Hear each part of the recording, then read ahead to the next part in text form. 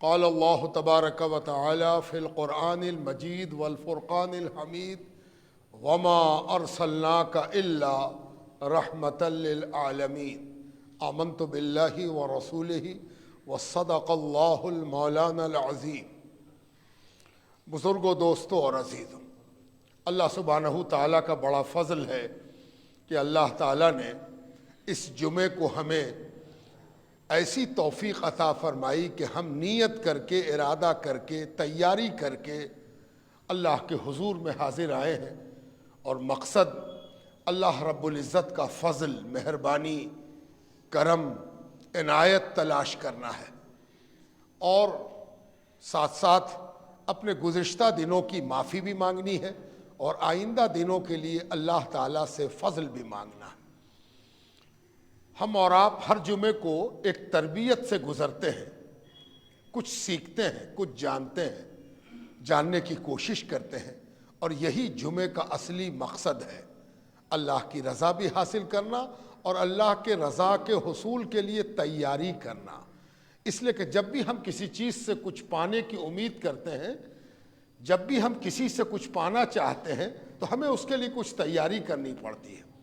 آپ جانتے ہیں کہ اگر آپ کو کچھ لینا ہو تو درخواست دینی ہوتی ہے، اور درخواست کا کوئی خاص طریقہ ہوتا ہے، کیسے لکھا جائے گا، کتنی کتنی دوری پر سطریں لکھی جائیں گی، کس انداز سے اس میں کس کو مخاطب کیا جائے گا اور کیا مانگا جائے گا۔ اس کے لیے ہم کوشش کرتے ہیں کہ کسی جانکار سے لکھوائیں۔ پھر کہاں جمع کیا جائے گا، کیا جمع کرنے کا طریقہ ہے، پھر یہ کہ کیسے اس کی ریسیونگ لی جائے گی، یہ سب ساتھ ساتھ کیا کیا ڈاکومنٹ اس کے ساتھ لگیں گے، کیا ثبوت دینا ہوگا، کیا تیاری کرنی ہو، یہ طریقہ ہے مانگنے کا۔ تو اللہ تبارک و تعالیٰ کے آگے جب ہم حاضر آئے ہیں تو ہمیں بھی یہ طریقہ سیکھنا ہے کہ اللہ تعالیٰ سے کیسے مانگا جائے، اور اس کی عنایت، اس کی مہربانی کے تلاش کرنے کے کیا کیا طریقے ہو سکتے ہیں، کہیں پر ہم سے غلطی نہ ہو جائے، کہیں پر ہم سے کوئی بھول چوک نہ ہو جائے۔ یہ جو انداز ہے، یہ جمعے کو ہم سیکھتے ہیں، اس لیے کہ زندگی بھر، ہر پل، ہر لمحہ ہم اپنے رب کے محتاج ہیں، ہم بندے ہیں، ہم جانتے ہیں۔ تھوڑا سا بھی ہم غور کریں تو ہمیں محسوس ہوگا کہ ایک ایک سانس جو ہم لے رہے ہیں اور چھوڑ رہے ہیں، اس میں ہمارا کوئی دخل نہیں ہے، یہ اس کی مہربانی ہے۔ ہماری عزت، ہماری آبرو، ہماری پہچان، ہماری اولاد، ہمارا کاروبار، ہماری آمدنی، یہ سب اللہ کی مہربانیوں کا نتیجہ ہے۔ اور ہم یہ بھی جانتے ہیں کہ اللہ تبارک و تعالیٰ بڑا بے نیاز ہے، اس بے نیاز جسے کوئی ضرورت نہیں، جسے کوئی حاجت نہیں، اس اللہ کو راضی کرنے کے لیے کیا کرنا ہوگا، یہ جمعہ کو، ہر جمعہ کو ایک سبق لے کے، پرانے سبق کو تازہ کر کے نئے سبق سے ہم ہمکنار ہوتے ہیں۔ ادھر چند دنوں سے ہم جمعے کو یہ دیکھ رہے تھے کہ ہم اپنے بال بچوں کے لیے کیا کریں، اسلام نے ہمیں کیا سکھایا ہے، دین نے ہمیں کیا بتایا ہے، کیا بال بچوں کی تربیت، بال بچوں کی دیکھ بھال، بال بچوں کا معاملہ، یہ کیا میرا ذاتی عمل ہے یا اس میں بھی دین ہے، اس میں بھی اسلام ہے، اس میں بھی اللہ اور رسول ہے۔ تو ہم لوگوں نے ادھر چند جمعوں میں دیکھا کہ اللہ اور اللہ کے رسول نے ہمیں بچہ امانت کے طور پر دیا ہے، بیٹا یا بیٹی امانت ہے۔ بیٹا اور بیٹی اللہ کی بڑی عنایت ہے، بڑا کرم ہے، بڑی مہربانی ہے، اور ہمیں یہ جاننا چاہیے کہ ہم بچوں کو کیا دے سکتے ہیں، اور کون ماں باپ ہے جو بچوں کو دینے کے بارے میں نہ سوچتا ہو۔ لیکن افسوس یہ ہے کہ ہم ساری سوچ بال بچوں کو آمدنی اور جائیداد سے جوڑتے ہیں۔ سب تو تیرے ہی لیے کر رہے ہیں، تیرا کھانا، تیرا پینا، تیرا پہننا، تیرا اوڑھنا، چھوڑ کے جائیں گے تو تیرے ہی لیے نہ چھوڑیں گے۔ تیاری بھی کیا تو کیا کیا، کمائی کی اور جائیداد کی اور ترکے اور وراثت کی۔ ہمیں اس کی فکر ہونی چاہیے کہ اس کو ہم کیا دے کے جائیں کہ اللہ کو منہ دکھا سکیں، اس لیے کہ اللہ نے اس کو ہم کو دیا ہے، تو جو کوئی چیز دیتا ہے اسے اس کے بارے میں پوچھنے کا حق بھی ہوتا ہے، وہ پوچھے گا۔ آپ بھی پوچھتے ہو، آپ کسی کو کرائے میں مکان دے دو، آپ اپنی زمین رہنے کے لیے دے دو، آپ کسی کو کوئی موقع دو تو آپ ضرور پوچھو گے کہ بھائی آپ کو دیا تھا کیسا چل رہا ہے, کیا معاملہ ہے, کیسے ہیں, ٹھیک ہے, کوئی دقت, یا آپ نے کرایہ نہیں دیا, آپ نے اس کا پیسہ نہیں دیا, یہ آپ پوچھیں گے, اور پوچھنے کا آپ کو حق ہے اس لیے کہ آپ نے اس کو دیا ہے. تو اللہ کے رسول صلی اللہ علیہ وسلم نے کیا پیاری بات فرمائی, اور فرمایا سرکار دو عالم صلی اللہ علیہ وسلم نے کہ ماں باپ کا سب سے اچھا تحفہ اپنی اولاد کے لیے کیا ہے؟ سب سے اچھا تحفہ, سب سے اچھا انعام اولاد کے لیے ماں باپ کی جانب سے کیا ہے؟ تو کوئی کہے کہ 10 لاکھ روپیہ چھوڑ کے گئے ہیں ماں باپ اس کو انجینئرنگ کرانے کا خواب دیکھتے ہیں, ماں باپ اس کو ڈاکٹر بنانے کا خواب دیکھتے ہیں, ماں باپ اس کو بزنس مین بنانے کا خواب دیکھتے ہیں. جی نہیں, حضور صلی اللہ علیہ وسلم نے فرمایا ماں باپ کا اپنی اولاد کے لیے سب سے اچھا تحفہ اس کی اچھی تربیت ہے, اس کو اچھا اخلاق سکھانا ہے, اس کو اچھی بولی سکھانا ہے, اس کو اچھا ڈھنگ رنگ سلیقہ انداز تیور آہنگ برتاؤ بیہیویئر یہ سکھانا ماں باپ کا سب سے اچھا تحفہ ہے. یہ بڑی بات. ایک واقعہ یاد آ گیا, اس سے آپ کو اندازہ ہوگا کہ بچوں کی اچھی تربیت بعض دفعہ کتنا کمال دکھاتی ہے. روایت میں آتا ہے کہ ایک بار عباسی سلطنت میں, یعنی جو دنیا کی سب سے بڑی سلطنت تھی, کب؟ دوسری صدی ہجری میں, دوسری سرکار دو عالم کے 200 برس کے اندر, 100 برس پورنے کے بعد 100 برس پور گیا تھا سرکار دو عالم کو اس دنیا سے رخصت ہوئے. 100 سال بیت رہے تھے کہ ایک واقعہ درج کیا ہے کتاب میں, سیر میں, تاریخ میں ایک واقعہ ملتا ہے کہ خلیفہ اس وقت حشام بن عبد الملک تھا. یہ اموی خلیفہ ہے بنو امیہ کا, حشام بن عبد الملک. اس کے دور میں سلطنت کے ایک گاؤں والے علاقے میں, گاؤں کا جو علاقہ تھا شہر سے دور تھا, اس دور علاقے میں قحط پڑ گیا, اور قحط کنٹینیو کر گیا, کئی سال قحط پڑا, اور قحط کے نتیجے میں ظاہر ہے کہ سب اس کی لپیٹ میں آتے ہیں, چپیٹ میں آتے ہیں. بڑا مشکل کا وقت ہو اللہ تعالیٰ کا اس دنیا پر قحط کا معاملہ عجیب پریشانی کا ہوتا, وہ عذاب ہے, وہ ایک قسم کی, اللہ اپنی پناہ میں رکھے, اللہ تعالیٰ فضل کے ساتھ رکھے, اپنی عنایات کے ساتھ رکھے. قحط سے رونگٹا کانپ جاتا ہے, سن کے آدمی گھبرا جاتا ہے, جائے کہ اس کا سامنا ہو. اس ہندوستان میں بھی 1964 کے قریب زبردست قحط پڑا تھا. جن لوگوں کی عمریں ہیں وہ جانتے ہیں کہ کیا حال ہوا تھا. لوگ روزانہ کے اناج کے لیے ترس گئے تھے. مکئی کنٹرول میں, اس زمانے میں سرکاری بٹوارے میں بٹتی تھی مکئی, اور الوا ستھنی یعنی شکرقند قسم کی چیزیں یہی ملتی تھیں. جو بڑے دولت مند تھے ان کو بھی غلہ حاصل کرنا مشکل ہو رہا تھا, اس لیے کہ غلے کی قیمتیں آسمان چھو رہی تھی. اللہ تعالیٰ کا فضل ہوا اور اس قحط سے آدمی باہر نکلا. تو جو قحط پڑا تو قحط سے پریشان ہو کے لوگ بھوک مرنے لگے. تو ایک وفد, چند لوگوں کا ایک وفد بغداد آیا خلیفہ سے ملاقات کرنے, یا شام آیا, شام مان لیجئے, شام یعنی سیریا, سیریا میں خلیفہ تھا تو اس سے ملنے آیا. جب وفد آیا تو خلیفہ نے جو وقت دیا ملاقات کا, خلیفہ آ کے بیٹھا, اپنی مسند پر بیٹھا, اور سامنے قحط زدہ لوگ حاضر آئے. تو اس نے ایک نظر ڈالی, کون لوگ آئے ہیں؟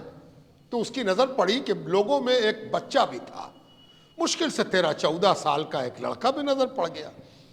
تو پتہ نہیں خلیفہ کو بڑا ناگوار گزرا, اور اس نے اپنے سیکورٹی کے عملوں سے کہا کہ تم لوگ مجھ سے ملاقات کرنے کے لیے بچوں تک کو اٹھا کے لے آتے ہو. یعنی خلیفہ کے دماغ میں ایک بات تھی کہ ملنے کے لیے جو وفد آیا ہے وہ سینئر لوگوں پر مشتمل ہونا چاہیے, ذمہ دار لوگوں پر مشتمل ہونا چاہیے, اور چنندہ لوگوں پر منتخب ہونا چاہیے کہ وہ لوگ جو آئے ہیں وہ اپنی کمیونٹی اور اپنی سوسائٹی کے چنے ہوئے لوگ ہوں اور قاعدے سے بات رکھ سکیں. یہ کس کو تم اٹھا کے لے آئے, بھیڑ ہے, بچہ بھی اس میں شامل ہے. تو جب اس نے یہ بات کہی تو اس بچے کو جو ساتھ آیا تھا یہ خیال گزرا کہ خلیفہ میرے ہی بارے میں کہہ رہا ہے، خلیفہ کا اشارہ میری ہی جانب ہے، اس لیے کہ سب سے کم عمر ہم ہیں، تو خلیفہ گویا ہم ہی کو دیکھ کے بھڑک گیا۔ تو اس بچے نے ہمت کی، اس کے ماں باپ نے اس کو تربیت کی تھی کہ وہ اچھی باتوں کی ہمت کر سکتا تھا، اچھی باتوں کی ہمت، نیکی کی ہمت، یہ بھی ماں باپ کی تربیت کے نتیجے میں پختہ ہوتی ہے، بالغ ہوتی ہے، جوان ہوتی ہے۔ اچھی باتوں کی تربیت، اچھی گفتگو، بچے کو تربیت دی گئی تھی۔ بچے نے مخاطب کیا اور کہا، اے امیر المومنین، اے مومنوں کے امیر، اے مسلمانوں کے بادشاہ، آپ کو تو ہم لوگوں سے ملنے میں کوئی آر نہیں ہونی چاہیے، اس لیے کہ ہمارے لیے تو یہ شرف کا باعث ہے، یہ سوبھاگیہ ہے، میری خوش قسمتی ہے کہ ہم مسلمانوں کے امیر کی زیارت کر رہے ہیں۔ کچھ نہ صحیح تو آپ کو کوئی فائدہ ہو یا نہ ہو، ہمارا تو فائدہ ہو گیا نا کہ ہم نے آپ کی زیارت کی، آپ کو دیکھا، اور آپ کو دیکھنا ہمارے لیے شرف کا باعث ہے۔ بادشاہ خوش ہو گیا، خلیفہ خوش ہو گیا، اور خلیفہ نے کہا، ارے تو خلیفہ نے کیا کہا، اے بچے تم ہی کیوں نہیں بتاتے کہ تم ان لوگوں کے ساتھ آئے ہو، آنے کا مقصد کیا ہے، کیوں آئے ہو، کیا بات کہنا چاہتے، تم ہی بولو، تم ہی بتاؤ، لیجئے۔ کہا تو وہ نشانے پر تھا، اور اب وہی پورے وفد کا نمائندہ ہو گیا۔ اب جو اس بچے نے گفتگو کی وہ پوری گفتگو نقل ہوئی ہے تاریخ کی کتاب میں، اس بچے کا نام بھی نقل ہوا ہے۔ اس بچے نے کیا کہا، اس نے کہا، حضور 3 سالوں سے لگاتار ہمارے علاقے میں، ہمارے ریجن میں قحط پڑ رہا ہے۔ پہلے سال کے قحط نے، سوکھے نے، پہلے سال کے سوکھے نے ہمارے چربی کو پگھلا دیا۔ اب ہمارے جسم میں فیٹ نام کی چیز، چربی نام کی چیز پائی نہیں جاتی، اس لیے کہ پہلے سال کی بھوک اور صحیح غذا کا نہ ملنا اس نے میری چربی پگھلا دی ہم لوگوں کی۔ دوسرے سال کے قحط نے ہمارے گوشت سکھا دیے، ہمارا گوشت سوکھ گیا، بدن سوکھ گیا، صحت پزمردہ ہو گئی۔ اور تیسرے سال کے قحط نے ہماری ہڈیوں کے گودے کو سکھا دیا۔ کتنی خوبصورت ترجمانی دیکھ رہے ہیں آپ۔ پہلے سال کے قحط نے چربی پگھلا دی، دوسرے سال کے قحط نے گوشت سکھا دیا، اور تیسرے سال کے قحط نے ہڈی کے اندر کا گودا بھی سکھا دیا۔ ہم لوگ اس لیے آپ کے پاس آئے ہیں کہ اگر آپ کے پاس اللہ کا مال ہے، توجہ چاہتا ہوں، دیکھیے گفتگو انداز، بادشاہ سے بات کی جا رہی ہے، وہ بھی وہ بادشاہ جو پورے دنیا کی سب سے بڑی بادشاہت اس کے پاس ہے، کوئی دوسرا سپر پاور نہیں ہے۔ حضور پاک کے زمانے کو 100 سال گزرا ہے، لب و لہجہ بھی دیکھیے، ایک لڑکا، ایک گاؤں کا، ایک 13-14 سال کا بچہ کس خوبصورتی کے ساتھ دین کی نمائندگی کر رہا ہے۔ کیا کہتا، اگر آپ کے پاس اللہ کا مال ہے تو ان اللہ کے بندوں پر خرچ کر دیجئے تاکہ اللہ کے مال کا صحیح مصرف ہو سکے، اور اگر آپ کے پاس مسلمانوں کا مال ہے، مسلمانوں کا مال ہے، اللہ کا مال نہیں ہے، مسلمان کا مال ہے، اور آپ کو اس کا محافظ بنایا گیا ہے، تو مسلمانوں کا برا حال ہے، کیوں نہیں مسلمانوں پر اس کو خرچ کر دیتے ہیں؟ اور اگر یہ آپ کا ذاتی مال ہے، کیا خوبصورت بات ہے، اللہ کا مال ہے تو اللہ کے بندوں کو دے دیجئے، مسلمانوں کا مال ہے تو مسلمان آج پریشان ہے، قحط زدہ ہے، ان کو دے دیجئے۔ اور اگر آپ کے پاس آپ کا ذاتی مال ہے، آپ کا خزانہ آپ کا ذاتی ہے، پرسنل ہے، تو سنیے، اس سے مناسب موقع صدقہ کرنے کا کوئی دوسرا نہیں ہوگا، اور صدقہ کرنے والے سے اللہ راضی ہوتا ہے، تو کیوں نہیں آپ صدقہ کر کے اللہ کو راضی کر لیتے ہیں؟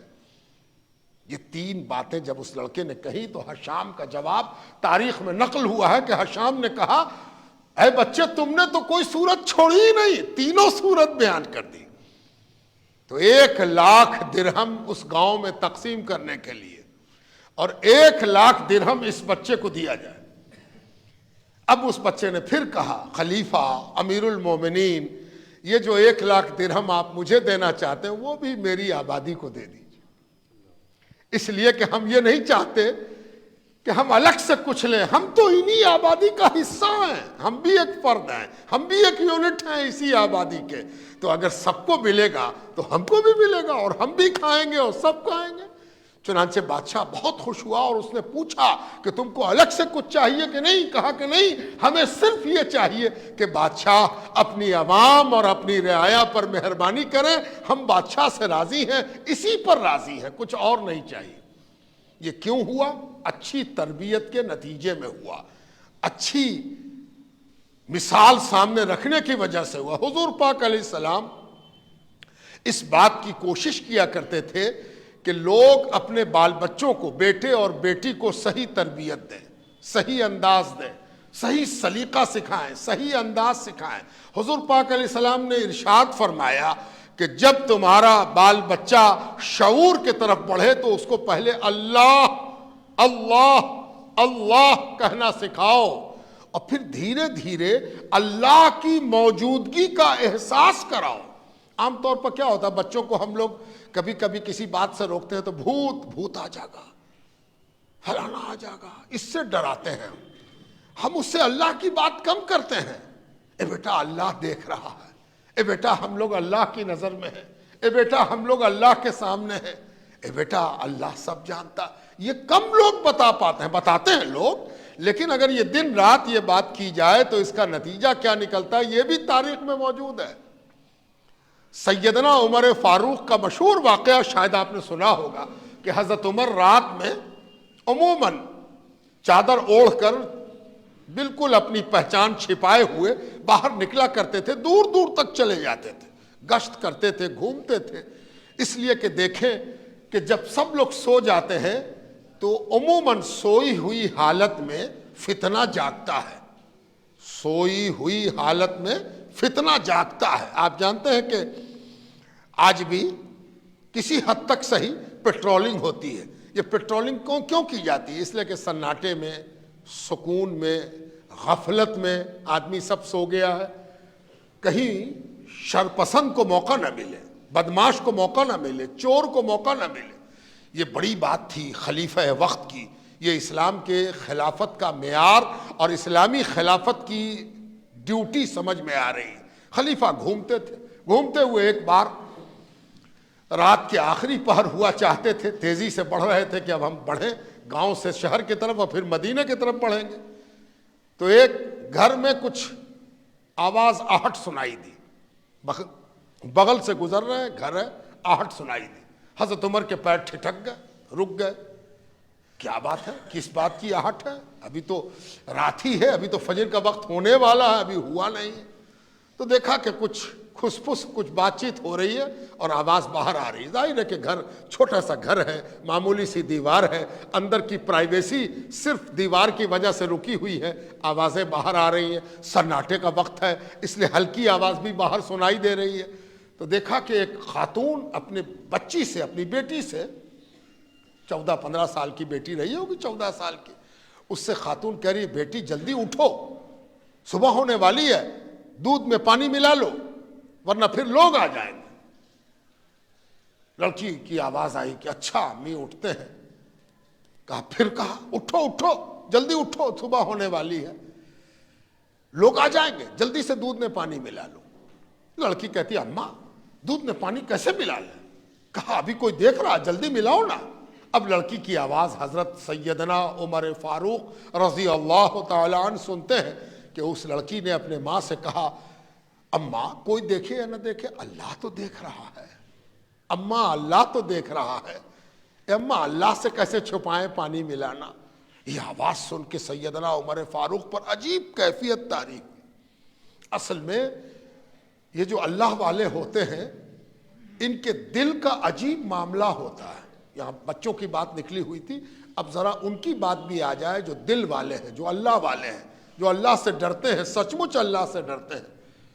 اللہ سے ڈرنے والوں کے لیے کسی بات کو سننے میں الگ رمز ہوتا ہے، الگ کیفیت ہوتی ہے، الگ اس کا امپیکٹ ہوتا ہے، الگ پربھاؤ ہوتا ہے۔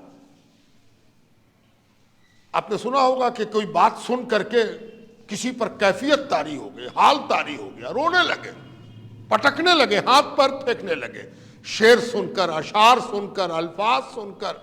یہ ایسا کیوں ہوتا ہے؟ اس لیے کہ دل جب پورے طور پر اللہ کی جانب مائل ہوتا ہے تو سننے کا بھی نتیجہ الگ ہوتا ہے، اور اگر اللہ تعالیٰ کی طرف دل مائل نہ ہو تو آدمی کے سننے کا انجام بھی الگ ہوتا ہے۔ آپ نے سنا ہوگا کہ کسی کے بارے میں کہا ارے ان کو مت بتائیو، کہا کیوں نہ بتانا ہے؟ کہا بتاؤ کہ تو بیمار ہیں نا، بہت بوڑھی ہیں، ان کو ترنت کوئی حادثے کی خبر نہ دی جائے۔ کیوں؟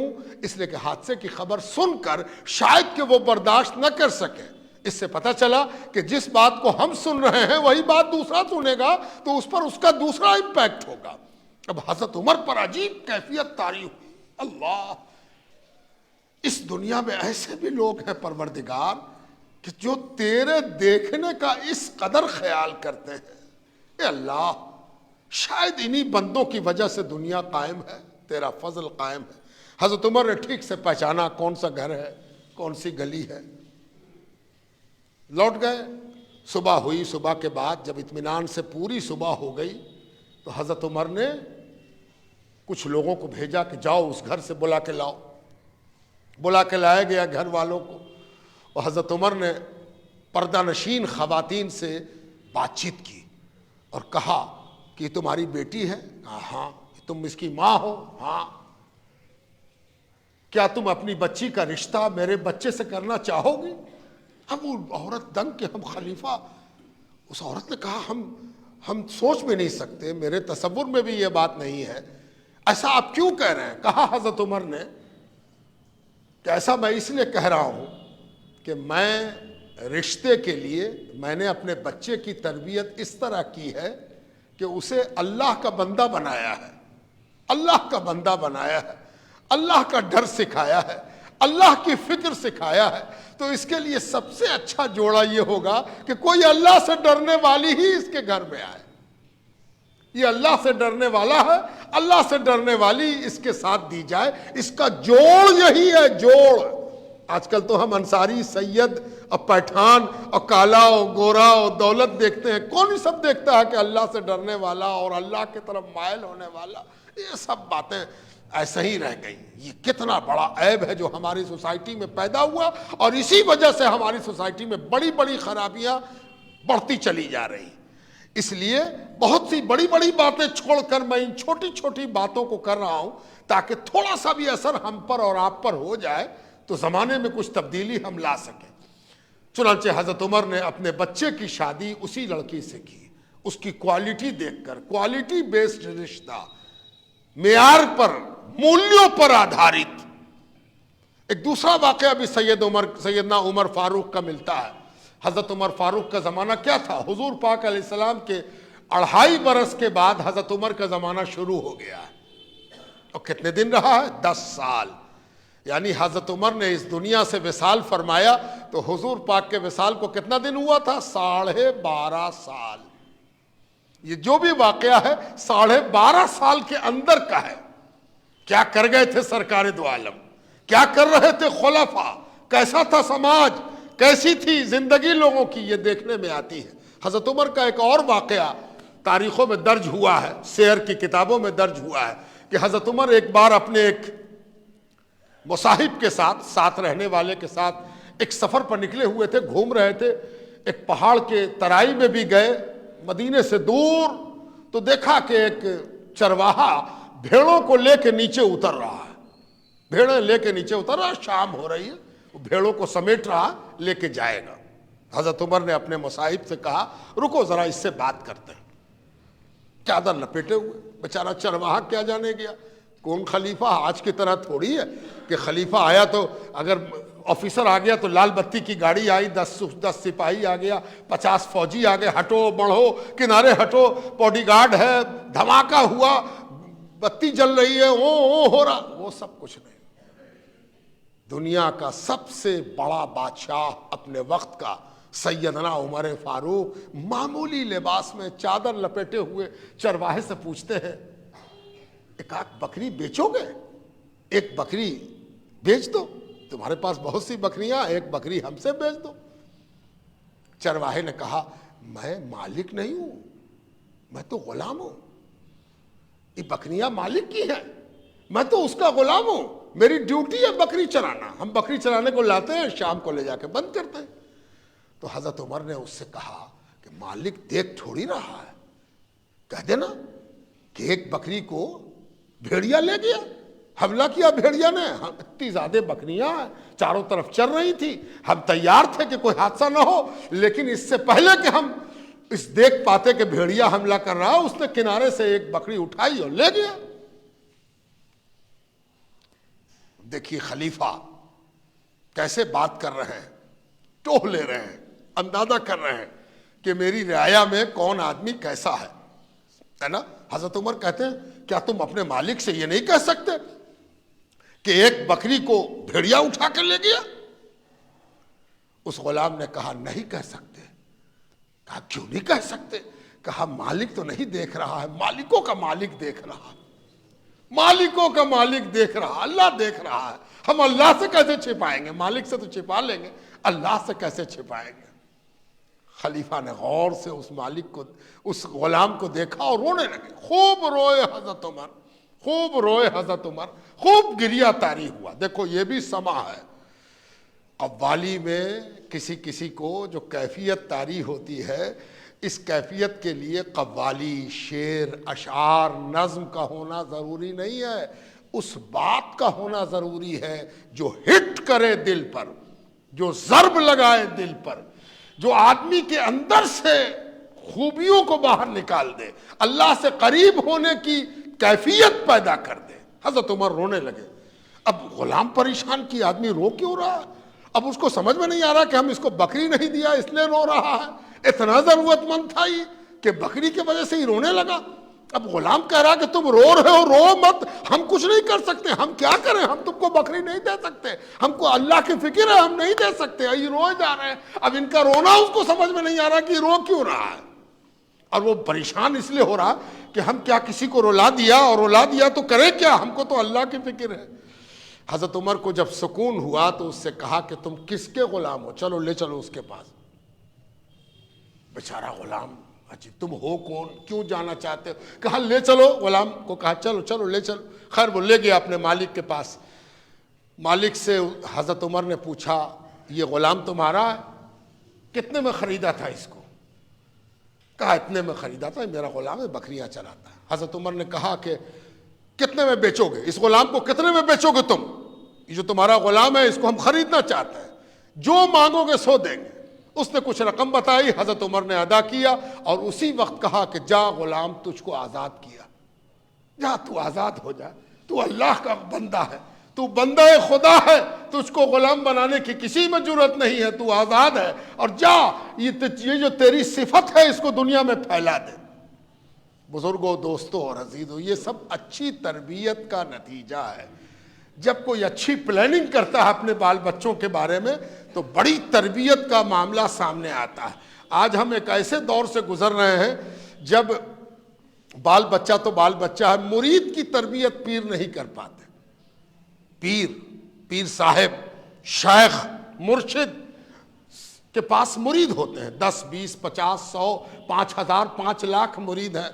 مریدوں کی تعداد بہت زیادہ ہے، اس پر فخر و مباحات تب کیا جا سکتا ہے جب مرید کی تربیت بھی اچھی ہو، اس کو سلیقہ سکھایا جائے۔ اور یاد رکھیے مرید بنتا ہی اسی کے لیے ہے کہ وہ چاہتا ہے کہ کسی اچھے تربیت دینے والے سے تربیت پائی جائے، ہے نا، تربیت پائی جائے۔ حضور صلی اللہ علیہ وسلم کو بھی اللہ تعالیٰ نے یہی فرمایا تھا کہ آپ کو نبی بنا کے بھیجا ہے تو آپ کا فرض منصبی، آپ کے منصب کے فرائض یہی ہیں۔ کیا فرائض ہیں؟ وَيُزَكِّيهِمْ، ان کو صاف ستھرا کیجئے گا، ان کو سلیقہ سکھائیے گا، ان کو تربیت دیجئے گا، ان کو بندگی سکھائیے گا، ان کو انسانیت سکھائیے گا، ان کو مانوتا سکھائیے گا، ان کو انسانیت کی بلندی تک پہنچانے کی کوشش کیجئے گا، ان کو ایسا بنا دیجئے گا کہ فرشتے جو کبھی گناہ نہیں کرتے وہ بھی ان کی نیکی کو اور ان کے توبہ کو دیکھ کر رش کریں۔ ایسا بھی انسان ہوتا ہے؟ یہ حضور صلی اللہ علیہ وسلم کو اللہ تعالیٰ نے سکھایا تھا، جو سب پیروں کے پیر ہیں، پیروں کا پیر کون ہے؟ رسول اللہ صلی اللہ علیہ وسلم. اور ہم سب جب کسی سے مرید ہوتے ہیں تو مقصد یہی ہوتا ہے کہ اس پیروں کے پیر سے ہمارا رشتہ جا کے مل جائے. تو مرید کو تربیت، اب مرید کی تربیت جو پیر کرتا ہے وہ بڑی اہمیت کی چیز ہے، اور اس کی طرف توجہ کرنا شیخ کا فرض ہے. شیخ کے لیے ضروری ہے کہ وہ تربیت کرے. اب شیخ جب تربیت کرے گا مرید کی تو مرید کو یہ بھی سکھائے گا کہ دیکھو دنیا میں ہم ایک شیخ نہیں ہیں، بہت سے شیخ ہیں، بہت سے پیر ہیں، ہے نا، ہیں بھی بہت سے پیر ہیں. حضور صلی اللہ علیہ وسلم بھی سکھاتے تھے، دیکھو 1.25 لاکھ نبی آئے ہیں، 1.25 لاکھ نبی، 1,24,000 نبی، ان 1,24,000 میں ایک ہم ہیں، خاتم النبیین ہیں، آخری نبی ہیں. میرے بعد کوئی نبی نہیں ہوگا، لیکن خبردار نبیوں کے درمیان تفریق مت کرنا، چھوٹا بڑا مت بنانا. نبیوں کے درمیان مسابقہ، پرتسپردھا، بڑا چھوٹا مجلہ، یہ اونچے ہیں یہ نیچے ہیں، یہ بہت اونچائی تک چلے گئے ہیں یہ بہت نیچائی میں چلے گئے ہیں. خبردار.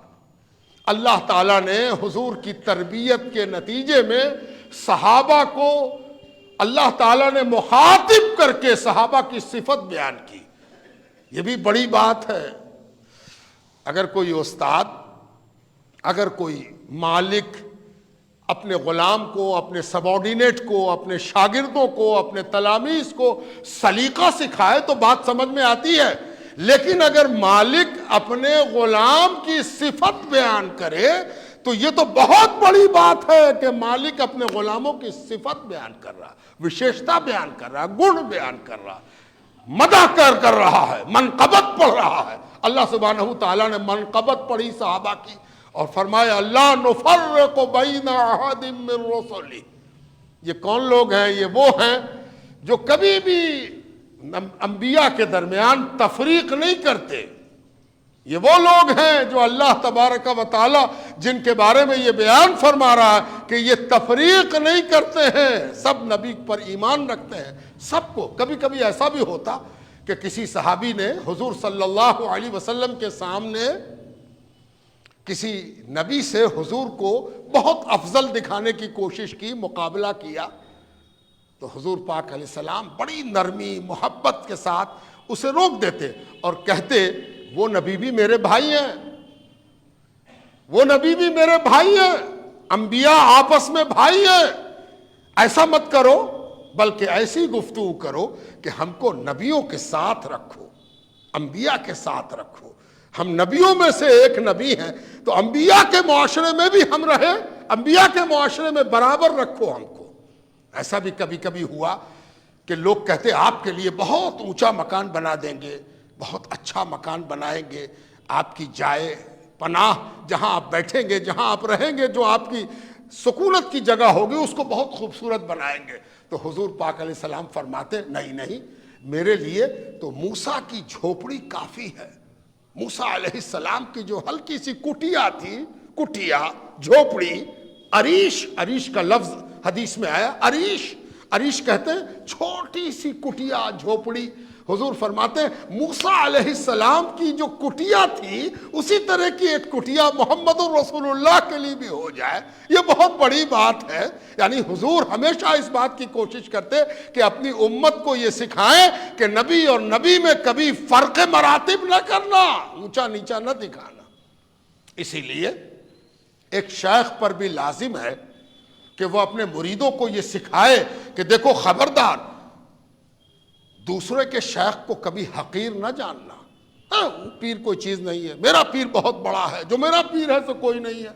یہ ایک ایسا عیب اس وقت پیدا ہو گیا ہے جس عیب کی وجہ کر بہت سے فتنے پیدا ہو رہے ہیں. اور وہ شیخ اللہ کے ہاں جواب دہ ہوگا جس نے اپنے مرید کو یہ نہیں سکھایا کہ اپنے پیر کا تو ادب کرو، دوسرے کے پیر کا ادب کرو یا نہ کرو. وہ شیخ اللہ کے یہاں جواب دہ ہوگا. بڑے بڑے شیخ آج کل پیدا ہو گئے، کپڑا پھینک کے، نیوار پھینک کے مرید کرنا ایک فیشن ہو گیا. لاکھوں لوگ ایک مجمع میں مرید ہو گئے، ہزاروں آدمی مرید ہو گئے. شیخ مستغنی ہیں، ایسے شیخ سے بھی اللہ کے ہاں پرسش ہوگی، اس سے پوچھا جائے گا کہ تم نے اپنے مریدوں کی تربیت کی تھی، تم نے اپنے ماننے والے، تم اپنے متبعین، امیر بنے ہو تم تو تمہارے جتنے تابعین ہیں ان کی تم نے تربیت کی؟ کیسی تربیت کرتے تھے اللہ والے؟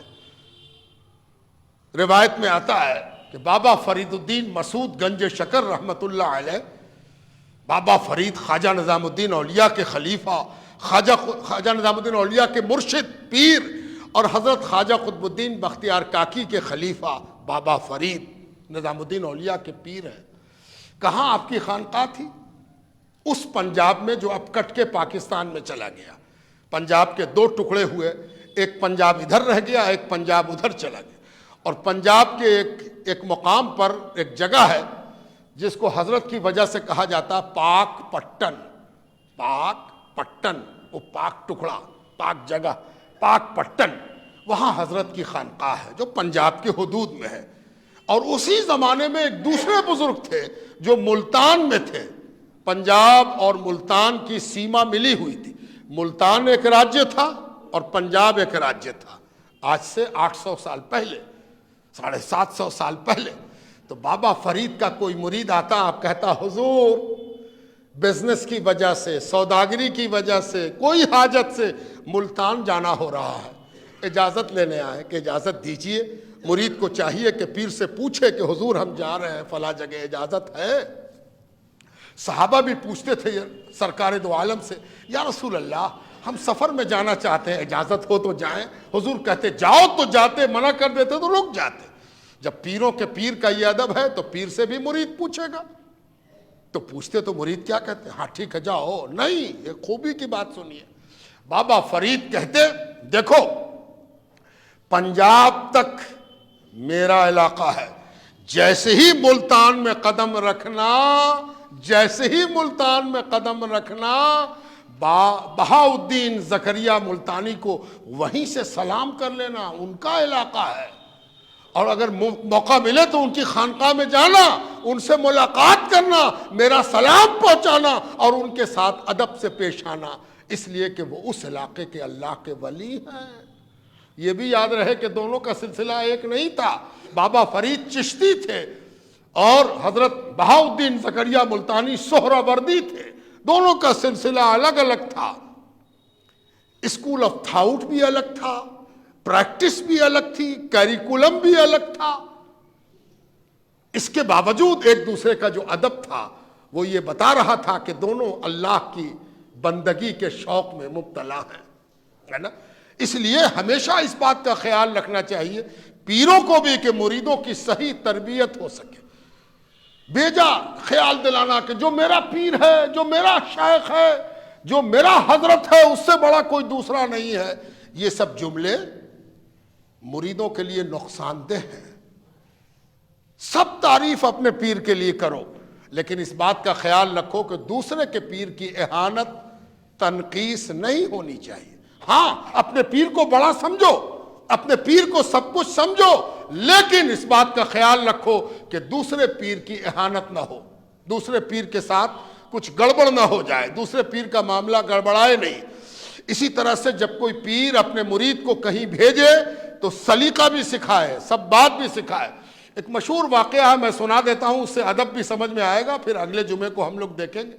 ایک صاحب تھے، اپنے پیر سے مرید تھے، ان کا نام تھا شمس الدین اور ان کے پیر کا نام تھا تیم اللہ سفید باز۔ یہ پکی درگاہ والے حضرت ہیں، ان کے پوتے تھے تیم اللہ سفید باز۔ بہار شریف میں ان کی خانقاہ تھی، ان کے یہاں ایک سید مرید ہوئے، ان کا نام تھا سید شمس الدین۔ مخدوم جہاں کا زمانہ تھا، شرف الدین یحییٰ منیری چشتیہ سلسلے میں یہ مرید تھے۔ مخدوم جہاں کا سلسلہ فردوسیہ تھا، ان کا الگ کام کرنے کا طریقہ تھا، ان کے پیر کے کام کرنے کا طریقہ الگ تھا۔ بہار شریف ہی میں تھے، اس لیے بہار شریف میں سید شمس الدین کو برابر یہ خیال ہوتا تھا کہ اپنے پیر سے اجازت ملے تو شرف الدین یحییٰ منیری کی بھی زیارت کر لیں، ان سے بھی ملاقات کر لیں، شاید کہ کچھ فیض ان سے بھی ملے۔ تو برابر اپنے پیر سے کہتے تو حضور اگر اجازت دیجئے تو ان کے یہاں بھی سلام کریں۔ آپ کے رشتہ دار بھی ہیں، خالہ زاد بھائی تھے، ان کے پیر اور مخدوم جہاں دونوں اپنے خالہ زاد بھائی تھے، اپنے سے نہیں چلے گئے۔ ایک ادب یہ بھی جان لو کہ مرید خود سے نہیں کہیں چلا جاتا، مرید اپنے پیر سے پوچھتا ہے کہ ہم جائیں کہ نہ جائیں، اگر پیر کہے گا تو جائیں گے، نہ کہے گا تو نہ جائیں گے۔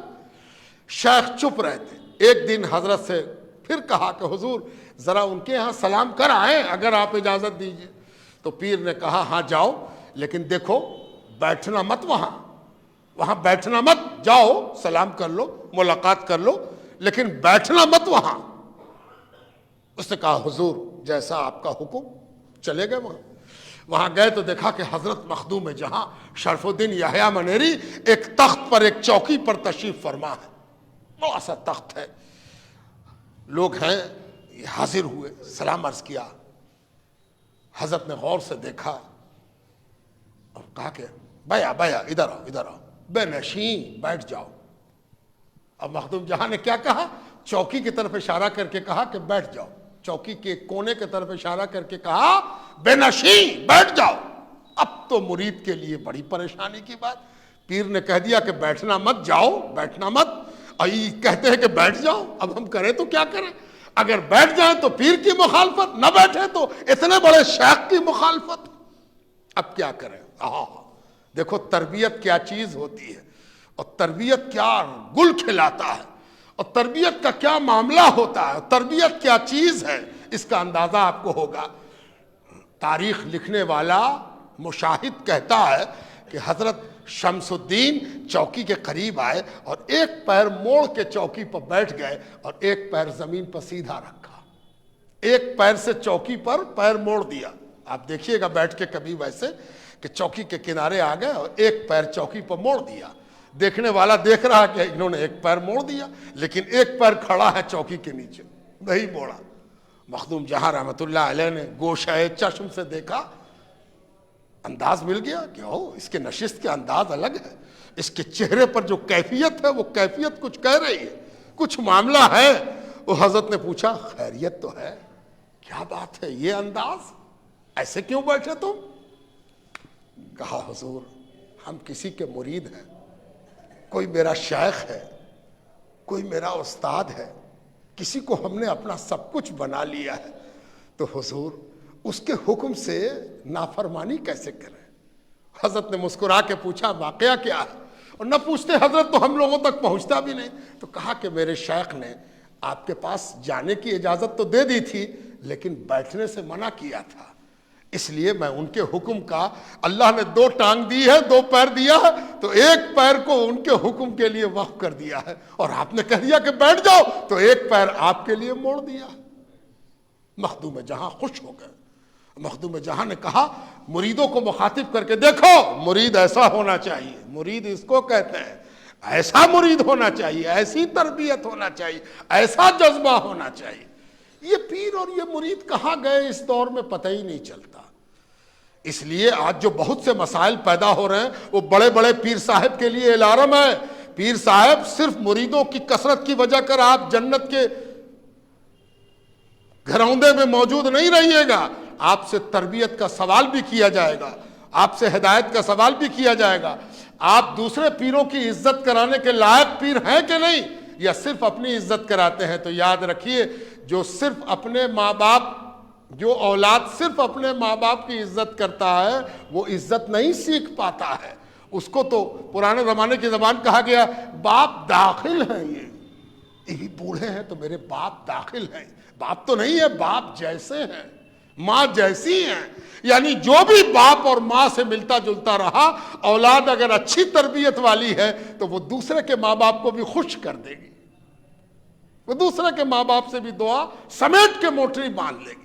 ہم سب کی یہ ذمہ داری ہے کہ اپنے بال بچوں کی اچھی تربیت کریں، پیر کی ذمہ داری ہے کہ اپنے مرید کی اچھی تربیت کریں، اور ہم سب ایک مسجد میں آنے والا مصلی امام کی ذمہ داری ہے کہ اپنے مصلیوں کو سلیقہ سکھائے، انداز سکھائے، آداب سکھائے۔ ایک بزرگ نے بڑی اچھی بات کہا تھا، اور کہا تھا کہ عبادت اور ادب، ان دونوں میں بڑا گہرا رشتہ ہے۔ عبادت اور ادب، کتنی عبادت ہونی چاہیے اور کتنا ادب ہونا چاہیے، ڈسپلن، کتنی عبادت اور کتنا ادب. ہائے ہائے کیا بات اس بڑے آدمی نے کہہ دی. گرہ گانٹھ باندھ کے رکھنا چاہیے. فرمایا ادب آٹے جیسا ہونا چاہیے, عبادت نمک جیسی ہونی چاہیے, ہے نا. آٹا اگر گوندھ رہے ہو تو آٹا گوندھو گے تو نمک کتنا سا ڈالو گے؟ چٹکی بھر نمک, ذرا سا نمک فاضل پڑا نہیں کہ آٹا برباد. تو فرمایا عبادت تو نمک بھر بھی چل جائے گی لیکن ادب آٹا بھر ہونا چاہیے, ہے نا. آج کل ہم لوگ کوشش کرتے ہیں کہ ادب جائے چولہے میں, ہم بڑے عبادت گزار ہیں, بڑے عبادت گزار ہیں. یعنی ہمارے پاس جتنا نمک ہونا چاہیے تھا اتنا ادب ہو گیا, اور جتنا آٹا ہونا چاہیے تھا اتنی عبادت ہو گئی. سب گڑبڑ ہو گیا. ادب کو پیدا کرنا چاہیے, ادب سیکھنا چاہیے, اور اپنے انجانی بے ادبی سے اللہ سے پناہ طلب کرنا چاہیے. اے اللہ پاک کہیں پر جانے انجانے بھول چوک ہو گئی ہو تو معاف فرما دے اور ہمارے ادب کو قبول فرما دے. وما علینا الا البلاغ. قمر الدین صاحب کی طبیعت بہت خراب ہے.